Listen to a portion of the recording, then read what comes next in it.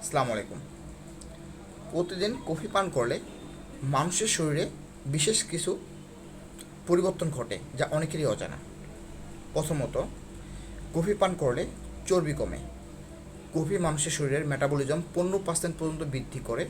এতে শরীর চর্বিকে জ্বালানি হিসেবে ব্যবহার করে চর্বি কমাতে সাহায্য করে। দ্বিতীয়ত, কফি আমাদের মস্তিষ্ককে তীক্ষ্ণ করে। এতে করে সিদ্ধান্ত নেওয়া, প্রতিক্রিয়া প্রদান এবং লক্ষ্য স্থির করতে সহজ হয়। তৃতীয়ত, কফি পান করলে আমাদের বয়স বৃদ্ধি কমে যায়। সেটা কিভাবে? কফি মানুষের ত্বকে রক্ত সঞ্চালন অনেক গুণ বাড়িয়ে দেয়। এতে করে বার্ধক্যের ছাপ বা দাগ বা ভাঁজ পড়া কমে আসে। চতুর্থত, কফি মানুষের শরীরে ন্যাচারাল পেন কিলার হিসেবে কাজ করে।